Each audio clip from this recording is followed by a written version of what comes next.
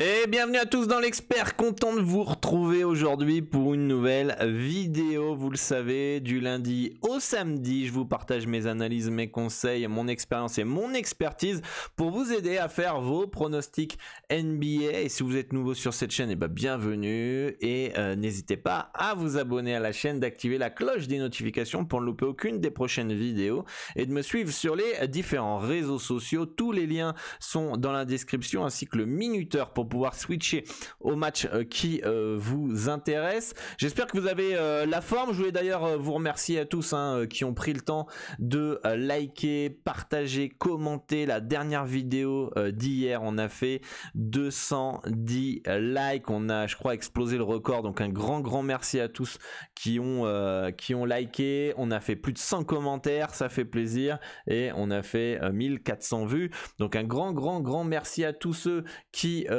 partagent, qui like, qui commentent. C'est très important de faire ça parce que déjà, moi j'ai un retour de votre part, ça montre que ça vous intéresse et que ça vous plaît. 2, ça me motive, ça m'encourage à continuer. 3, ça permet aussi de référencer la chaîne YouTube à un maximum de parieurs. Pourquoi? Parce que YouTube va voir que cette vidéo elle est intéressante parce qu'il y a de l'interaction, il y a du like, il y a du commentaire, ça répond, etc. Et du coup ils vont la recommander à d'autres parieurs potentiels. Et vous le savez, tous les jours il y a des parieurs qui sont jeunes, qui débutent dans les paris sportifs, qui sont motivés et qui tombent sur le mauvais contenu parce que la Ferrari, le gros ticket photoshopé, etc., ça crée plus d'engouement que des vidéos conseils sur comment gérer ses émotions, son tilt, etc., ou des vidéos d'analyse comme celle-ci. Et du coup les jeunes tombent dans certains pièges, dans l'appât du gain, et la passion des paris sportifs se transforme en cauchemar. Donc si vous voulez m'aider à remplir ma mission d'aider un maximum de parieurs dans la francophonie et qui tombent sur le bon contenu et le contenu que vous appréciez et qui vous a aidé, n'hésitez pas donc du coup à partager, à liker cette vidéo et de la partager, de la commenter. Donc un grand merci à tous ceux qui prennent le temps de le faire, ça prend quelques secondes et je vous remercie d'avance. Bon, on a 8 matchs aujourd'hui en NBA. Comment s'est passée votre soirée hier? Pour ma part, je vais rien parier, no bet pour moi en NBA. Encore une fois, regardez Cleveland qui s'impose 118-114, gros quatrième carton pour arracher la prolongation avec Williams qui rate les 2 lancers francs pour gagner juste avant l'OT. Encore une fois, les parieurs qui sont partis à fond sur Cleveland parce que Tatum pas là, parce que Horford pas là, etc. Ça fait plusieurs fois que qu'ils se font avoir entre jouer les Warriors parce que Curry est de retour et LeBron James n'est pas là en face, de jouer les Clippers parce que Ja Morant est suspendu et Brandon Clark s'est fait le tendon d'Achille. Réfléchissez toujours bien à un moment donné quand vous validez un bet parce qu'il y a une absence, est-ce qu'il y a toujours value? D'accord? Hier je vous avais mis entre guillemets un peu en garde que pour moi il n'y avait pas de value sur Cleveland, je vous l'avais même mis aussi sur Twitter. Donc du coup vous avez dû normalement éviter de partir tête baissée sur les Cavaliers. Portland qui s'impose 110-104 face aux Pistons, les Sixers qui s'imposent 147-143. Moi, depuis que j'ai dit que les Sixers c'est une bonne défense, les mecs ils jouent comme des guignols et ils défendent plus. Miami, pareil, j'ai dit que c'était une forte défense, 130-128. Denver qui s'impose 118-113 face aux Raptors et les Kings qui s'imposent face aux Pels 123-108. Donc j'espère que vous avez fait une belle soirée. Moi, la bankroll était au chaud. Ce soir, on a quelques pistes pour cette nuit en handicap. Et on va voir ça tout de suite ensemble. N'oubliez pas qu'on prend en référence toujours les cotes de PS38 Pinacle pour justement avoir les meilleures cotes, tout simplement. Qui dit meilleure cote dit plus de gains, et si vous voulez augmenter vos revenus ou vous payer des vacances ou vous faire plaisir, vaut mieux parier sur une cote à 1,95 qu'une cote à 1,70. Si on vous propose le même travail qui est payé 25 à 30% plus dans une autre entreprise, vous allez forcément y aller, on n'est pas débile. Donc si vous voulez avoir un compte et accéder aux meilleures cotes comme moi, vous pouvez passer par un des brokers les plus fiables au monde, nom d'Asian Connect. C'est par eux que j'ai ouvert mon premier compte PS3838 Pinacle il y a une quinzaine d'années. Très fiable, très sérieux. Vous avez juste à remplir le formulaire ici. Vous sélectionnez PS3838 ici. Je vous laisse un petit tuto vidéo aussi pour que je vous accompagne pas à pas. On fait les étapes ensemble et en quelques minutes vous pourrez accéder donc au meilleur code et maximiser vos gains. Voilà, bon, 8 matchs, on va pouvoir partir sur la première rencontre entre les Bucks et le Magic d'Orlando. Et d'ailleurs, quand j'ai fait le slide, on a eu l'information qui est tombée de Giannis Antetokounmpo et Jrue Holiday qui sont forfaits pour ce soir. On va pouvoir le voir ici à l'écran. Milwaukee, voilà. Bon, là, il est probable, mais on a eu l'info tout à l'heure, donc ça n'a pas été mis à jour. On va aller peut-être sur... Injury Report ici, est-ce que ça a été à jour ici? Mais en tout cas c'est tombé sur Twitter hein. Sur Twitter c'est tombé, voilà, Giannis Antetokounmpo il est aussi probable ici, mais ici quand vous cliquez en détail, Giannis Antetokounmpo forfait pour la rencontre ce soir. Et on a aussi Jrue Holiday ici, voilà, Jrue Holiday qui est aussi forfait contre le Magic. Donc attention à ne pas partir sur Orlando tête baissée parce que les deux sont absents. Il faut toujours réfléchir s'il y a value dans cette rencontre. Alors pour moi j'ai un handicap toujours de -1 avec ces absences en faveur des Bucks. D'ailleurs les bookmakers n'ont toujours pas remis les cotes sur cette rencontre, sûrement parce que les parieurs sont en train de parler. Voilà, donc on a un -2 maintenant pour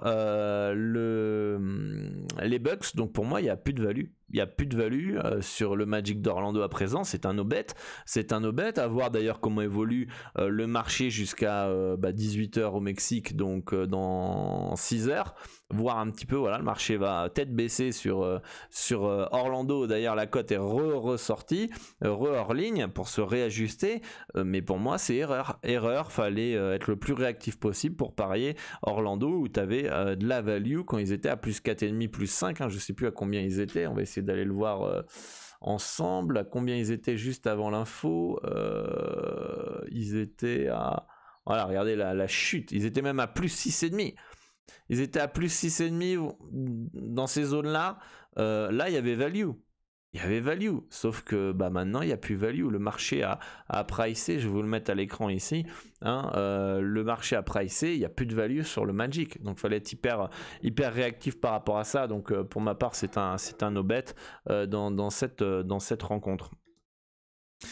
Les Pistons qui reçoivent les Wizards. Les Pistons ils ont 3e match en 4 jours back-to-back et Détroit qui est en mode tanking hein, quand même. Hein. Je pense que c'est en mode tanking. Ça veut le français Wembanyama. Clairement, on va aller voir ça.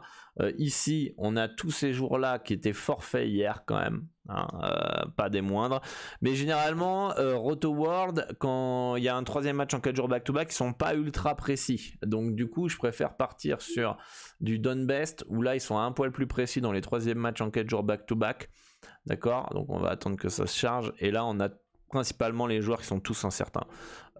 Ils sont tous incertains. On va aller recharger ça. Ça va peut-être se mettre ou pas. On va attendre.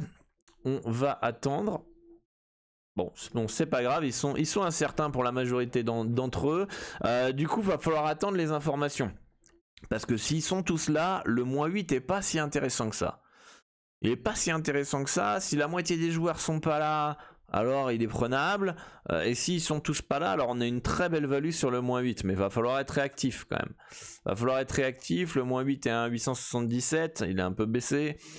Il va falloir être réactif parce que, bon, sans tous ces joueurs-là, ça me paraît quand même, c'est toujours pas chargé, bon on va reprendre l'autre, c'est pas grave. Sans tous ces jours-là, ça me paraît quand même compliqué de voir Détroit tenir la dragée haute face aux Wizards en 3e match en 4 jours back-to-back avec la potentielle fatigue, surtout qu'il n'y a plus d'enjeu, surtout que voilà, ça sent quand même, s'il y a bien une équipe qui est en train de tanker, pour moi c'est Détroit, hein, très clairement. Là c'est bon, on est parti, parce que même Houston ils mettent pas au repos. Les Spurs, bon là je pense que les Spurs c'est vraiment des blessés, mais ça commence à tanker aussi du côté des Spurs je pense. En tout cas ça met pas tout ce qu'il faut pour soigner les joueurs. Donc moi, j'attends de voir les informations du côté de Détroit, voir comment réagit le marché, etc. Mais il y a moyen que je parte sur du Washington ce soir en fonction des informations. Parce que pour moi, on peut monter à un -15, -16 pour Washington si les absences sont confirmées. Donc là, on a, avec tous les joueurs incertains, on a un -13. Sauf que s'ils sont tous là, on a plus qu'un -9. Donc -9, -10 je crois dans ces zones là, là on a un -9, ça ferait une marge de value qui est trop courte. Donc pour moi on attend les informations, mais en tout cas un œil les amis sur les Wizards ce soir si vous voulez une piste pour cette nuit. Les Sixers qui sont eux aussi en 3e match en 4 jours back-to-back face à Minnesota, déplacement compliqué. Est-ce qu'on va avoir du Joel Embiid, du James Harden qui vont être préservés ce soir? Potentiellement oui, mais ça c'est que de la spéculation de ma part puisqu'il n'y a aucune info qui est tombée. Donc attention quand même à ceux qui veulent partir sur Philly. Moi mes projections donnent une victoire de 3 points, 116 à 113 pour Minnesota. Les bookmakers donnent une victoire de -2,5, donc on est dans les clous. Pour moi il n'y a aucune value sur l'handicap sur cette rencontre. Ceux qui disent waouh putain, alors ça c'est le parieur lambda, les Sixers 2-17, putain ils sont trop forts parce qu'ils sont meilleurs au classement. Personnellement 2-17 à Minnesota en 3e match en 4 jours back-to-back, c'est dégueulasse, je vous le dis clairement, c'est pas bon du tout comme coach. Jamais je prendrais le risque de mettre un billet sur Philadelphie en 3e match en 4 jours back-to-back avec un petit Joel Embiid peut-être au repos à l'extérieur à Minnesota quand tu sais que ça peut être casse-couille de jouer là-bas. Non merci. Non merci. En tout cas moi mes projections me donnent 3 points d'écart entre les Bulls et les Sixers, donc c'est un beau no-bet dans ce match-là.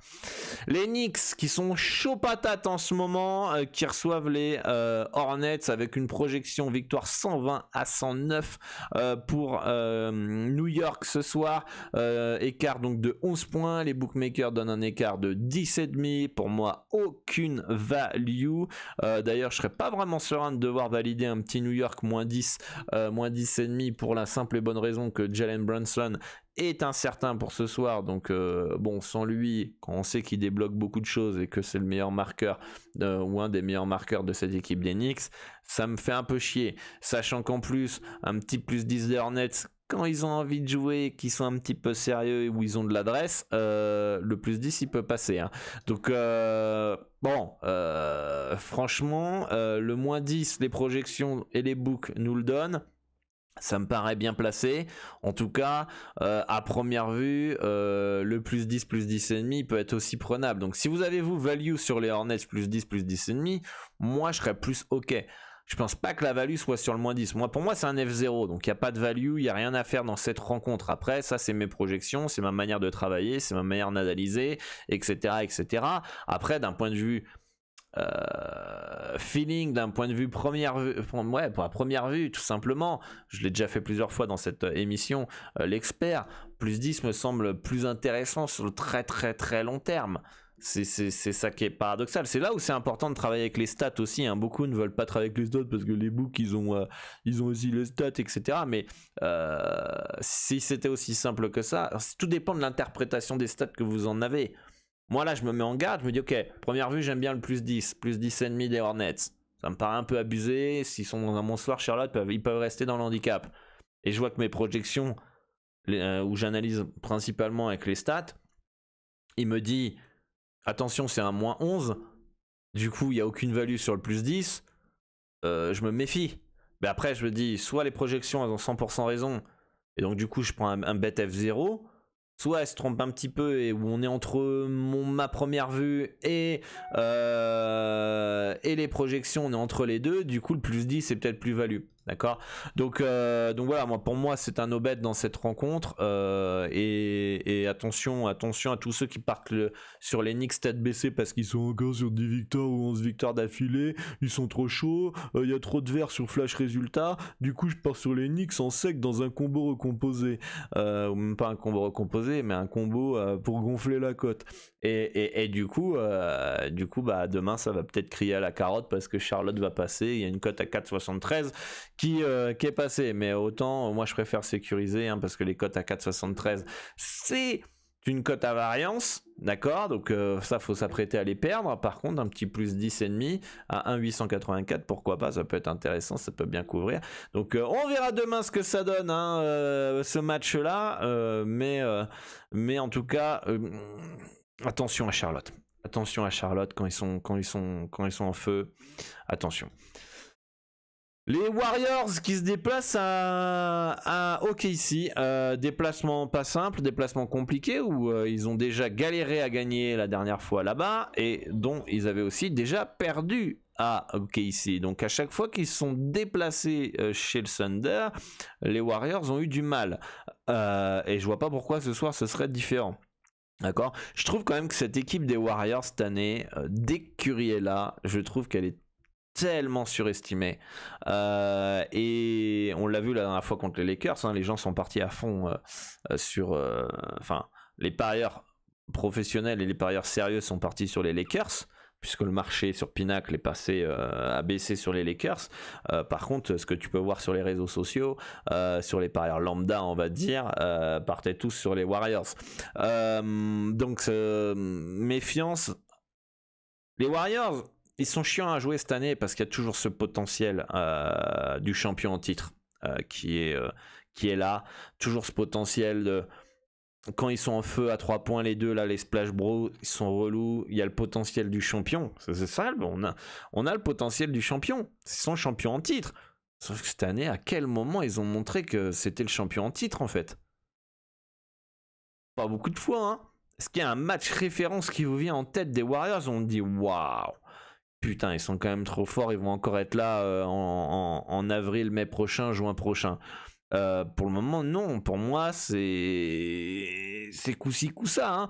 Donc, à voir s'il y a, là, dans les prochaines semaines, voilà, le bouton playoff qui va s'activer du côté des Warriors. Mais il y a eu tellement, finalement, de blessures, notamment de Stephen Curry, qui est revenu et tout ça, des joueurs des mis au repos. Que je sais pas, j'ai pas ultra confiance en eux. Évidemment, le -4 semble intéressant quand tu connais le potentiel. C'est sûr, si ça joue comme des. Si c'est les Warriors champions, moi, le -4 il me paraît très intéressant.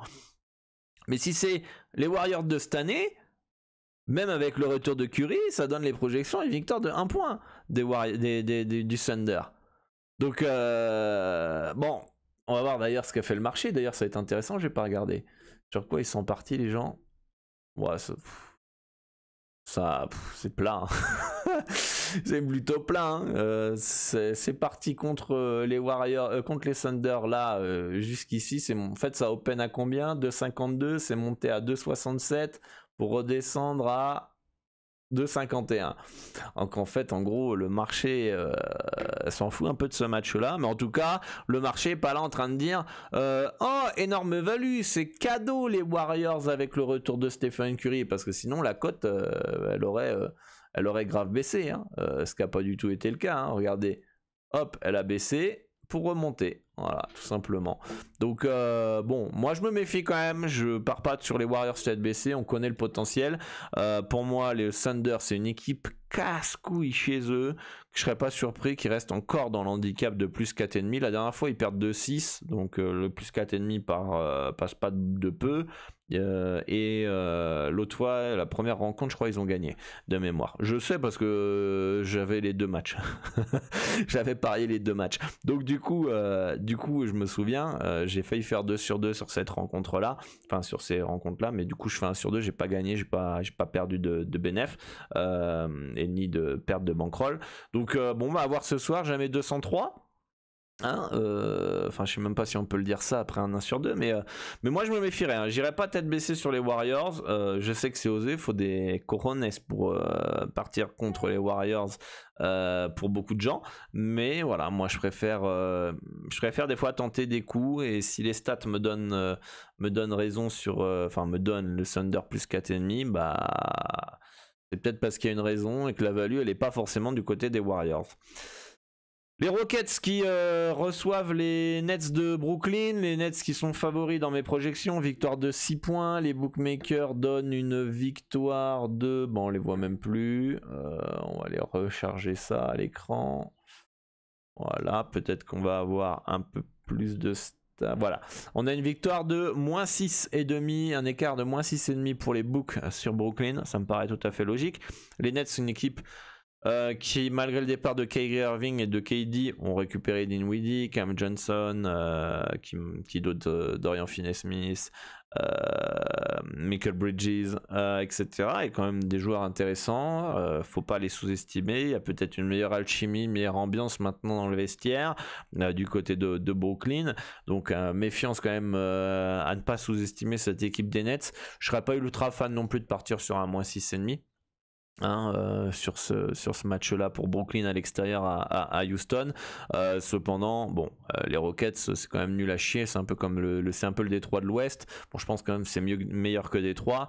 À première vue, un plus 7 à un 884 pourrait être pas mal. Mais en tout cas, si les projections donnent 6 points d'écart pour les Nets, méfiance tout de même. Méfiance tout de même. Donc pour moi, c'est un no-bet dans ce match. Je suis pas plus inspiré sur cette rencontre. Je pense que le talent est plus du côté des Nets, mais bon, c'est rien à faire pour moi dans ce match-là. Les Mavericks de Dallas qui reçoivent le Jazz d'Utah, victoire 118 à 114 pour les Mavs, hein, pour ma part. D'ailleurs, on a un énorme écart là. Alors soit j'ai pas fait gaffe que les cotes étaient sorties du côté de Dallas, et donc du coup j'ai fait nos tips et j'ai complètement oublié de regarder Dallas en fait. Là, il y a la possibilité. Hein. Sous moi, j'ai regardé, mais il n'y avait pas de value. Et du coup, c'est passé à plus 9 parce qu'il y a une absence. Alors là, il y a deux possibilités. C'est vrai que j'ai pas le souvenir d'avoir regardé si je devais jouer Dallas ou pas. J'ai pas le souvenir. Je peux vous le dire clairement. Je fais tellement de trucs que on va aller regarder ça. Non, ça monte à 3,78. Ouais, non, il n'y a pas eu un mouvement comme sur les Bucks tout à l'heure. Je sais pas si vous avez vu la courbe, je vais vous la remettre. Voilà. Il n'y a pas eu un mouvement comme les Bucks, donc il n'y a pas eu forcément d'infos. Donc moi, j'ai pas forcément regardé ça du coup. Et du coup, bah, pour moi, le Jazz plus 9, est-ce qu'on peut aller chercher un plus 9,5 ou pas? Plus 9,5. Parce que là, on a un handicap de moins 4. Je vais quand même vérifier les absences quand même, parce que... Bon, là, on a Kelsey. Ouais, mais c'est pas Kessler qui va quand même passer ça. On va le mettre quand même, parce que celui-là, je l'ai pas mis. Jazz, bon, ça, on fait ça en plein live, les gars. Enfin, en plein enregistrement. Ah, c'est quand même un bon joueur, Kessler. Hein. Il est incertain, donc attention, ça va bouger. Et du côté des Dallas Mavericks, on a McGee qui est double full, donc faut mettre ça. Mavericks, ça va parce qu'on pourra après Magui, il est pas ultra utilisé. Magui, il est où ce con? Magui, il est là, il est forfait. Non, il est double full, on va le mettre double full du coup. Voilà. Alors ça nous donne quoi comme handicap tout ça là? Ça nous donne un moins 5. Un moins 5, c'est un plus 8,5. Ça nous fait une marge de 3,5 du coup sur le Jazz. Sur le Jazz, bon bah du coup on va partir dessus hein, les amis. Hein. On valide ça en direct en pleine émission les amis. Voilà, c'est validé. Hop là, c'est bon. Donc le Jazz plus 9 hein, du coup qui me paraît intéressant dans cette rencontre et je le trouve abusé quand même. De toute façon Dallas pour moi c'est une équipe qui est surestimée. D'autant plus avec le retour, avec l'arrivée de Kyrie Irving. Déjà avant l'arrivée de Kyrie Irving, je trouvais que c'était une équipe qui était surestimée par les books. Je trouve encore qu'ils sont surestimés. Encore plus avec Kyrie. Je trouve qu'un plus 9... vous voyez vraiment Dallas gagner de 9-10 points contre le Jazz. Franchement, pour ma part, plus de 10 points, il va falloir être en feu à 3 points. Hein. Il va falloir être en feu, que Utah passe à côté.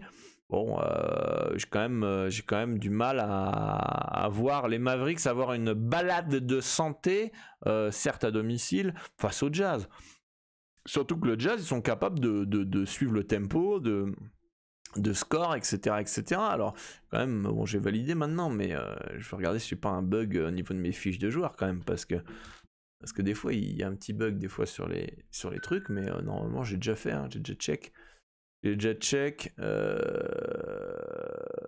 Putain, si, y a un bug, les gars. Bon, c'est pas grave, ça, juste un bug. C'est un mec qui avait 11 de ranking. Est-ce que ça change grand chose? Hop, ça c'est départ. Départ, il est là. Départ. Mike Conley, il est bien pas là. Ok, c'est bon. C'est bon, du coup, est-ce que ça va bouger grand chose? Oh, ça me fait un -5 au lieu d'un -4,9, un truc comme ça. Ça n'aurait quasiment rien bougé, donc on valide quand même. Donc ouais, non, moi je trouve quand même qu'il est abusé le +9. Hein. Vous me direz ce que vous en pensez. De toute façon, ça fait plusieurs fois que je joue contre Dallas. Là, de toute façon, j'ai quasiment joué toute la saison contre eux. Je sais pas combien je gagne en vrai ou je perds avec eux. Je pense pas me faire éclater contre eux. À chaque fois que je sais que j'ai perdu, ou très souvent quand j'ai perdu, j'ai eu des scénarios de fou contre moi. Donc j'ai manqué de réussite. Mais la dernière fois, on les avait avec les Pacers +9,5. C'est passé. Une autre fois on les avait je devais les valider contre Phoenix. Je devais valider Phoenix contre Dallas, ça serait passé. Je l'ai pas fait parce que le marché a bougé sous mes yeux et j'ai pas été assez réactif et du coup j'avais plus de value. Mais si j'avais été assez réactif, j'aurais dû prendre Phoenix. Donc voilà, bon, pour moi, petit Dallas me semble, enfin Utah +9 me paraît pas mal. Donc bon, il y a nos tips, mais vous l'avez vu en vidéo. C'est validé du côté du Jazz +9, donc petit prono gratuit que je vous partage comme ça dans cette émission. Et enfin, on a les Lakers qui reçoivent les Grizzlies. Les Grizzlies qui sont donc privés de Ja Morant, qui sont privés de pas mal de joueurs ici. Qui est ici, voilà, c'est bon. Ja Morant suspendu, Brandon Clark forfait, Steven Adams forfait, Vince Williams forfait, Laravia forfait. Du côté des Lakers, on a Anthony Davis qui est probable, Mo Bamba, James forfait et D'Angelo Russell incertain. Donc bon, pour ma part, ce soir, victoire 117-116 dans les projections pour les Lakers.